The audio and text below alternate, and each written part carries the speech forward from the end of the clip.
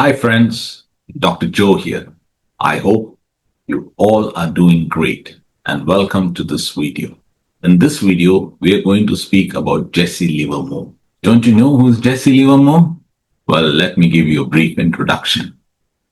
Jessy Livermore was considered as one of the greatest traders of the 19th century. Right from being a chalk boy in a bucket shop in his teenagers, he became the most successful trader in the New York Stock Exchange by 1930s.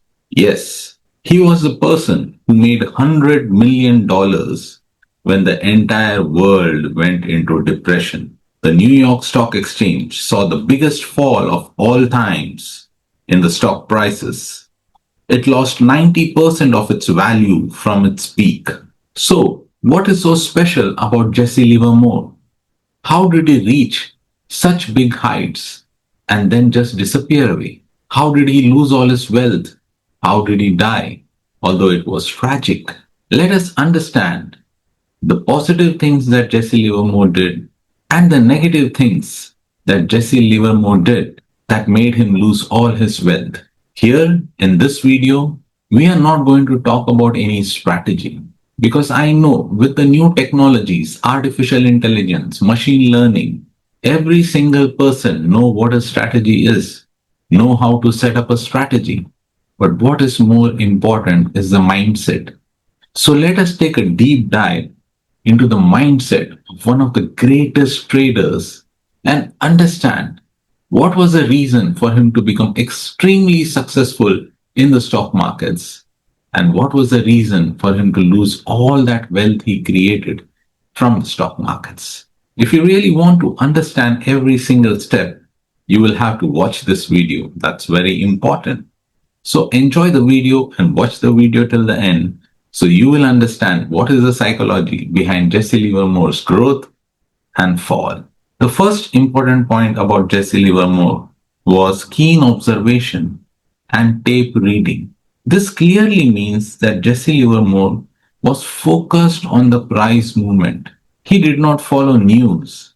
He checked how the price of a stock used to move.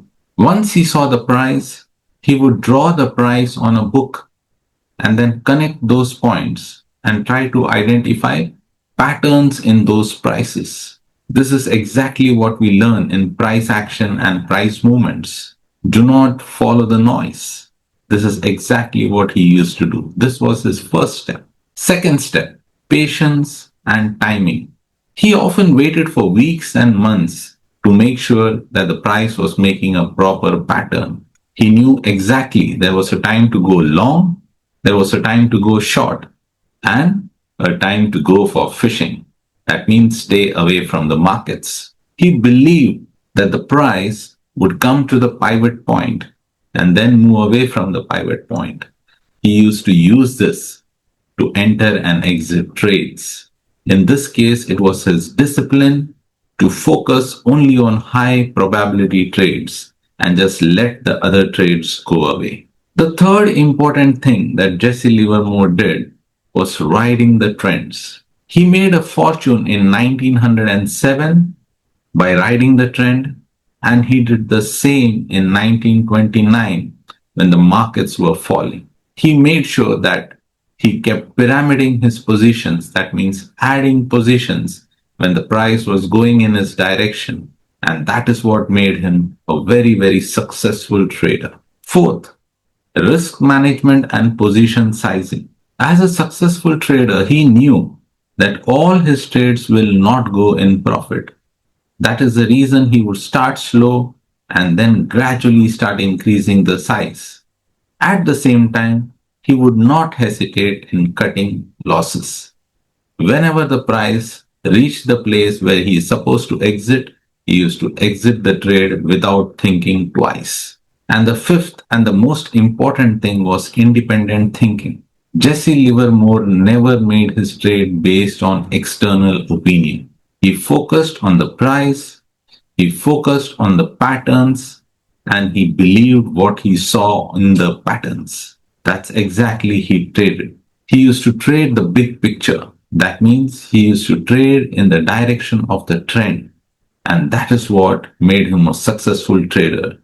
Avoid the noise, follow the price. So, friends, these were five of the most important rules that he followed to become successful in the stock markets.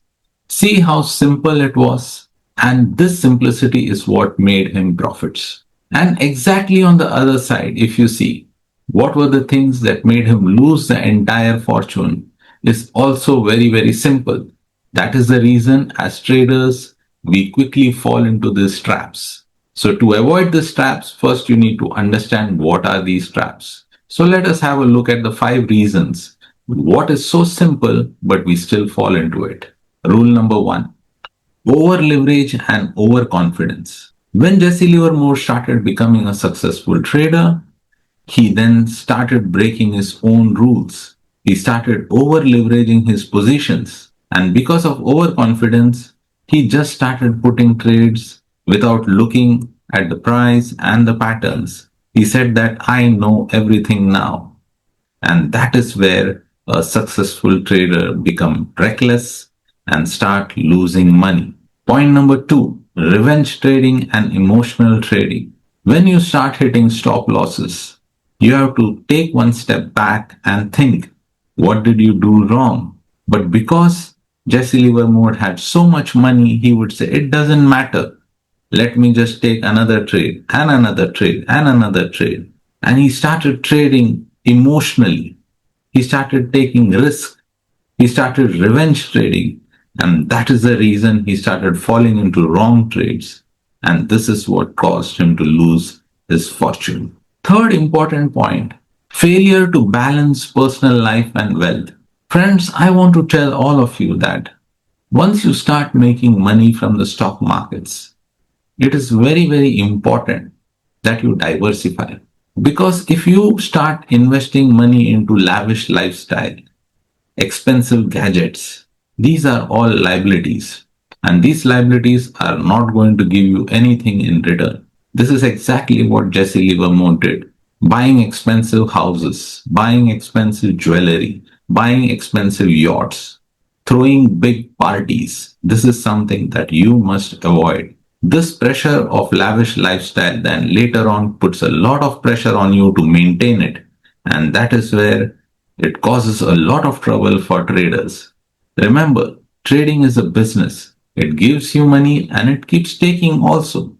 So once in a while, if you make good money, invest it in the right place, in an asset that will give you money in the coming future. Point number four: ignoring the own rules. Jesse Livermore lost all his money because he started taking tips from a friend who wanted to take an opposite position. See what happens in the market? People will always try to use you. So if you fall into the trap of other people's advice, you will fall into the trap of losing money. So it's very, very important that you follow your own rules because the rules you have made has come out of your personal experience. You know why these things are happening.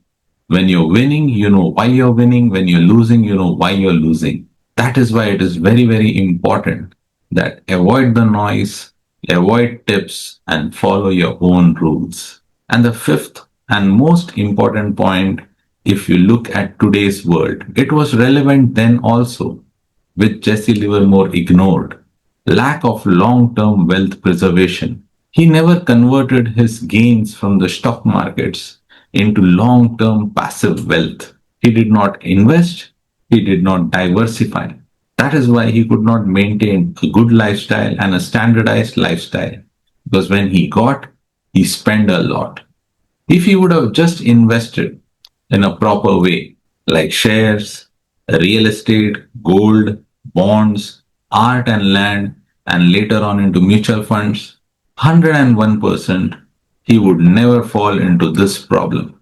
So, friends, these were the 10 points: 5 positive, 5 negative. I did not talk about any strategy. I spoke about the basic psychological points. 5 positive, what made Jesse Livermore huge wealth, and 5 negative, what Jesse Livermore did to lose his entire wealth.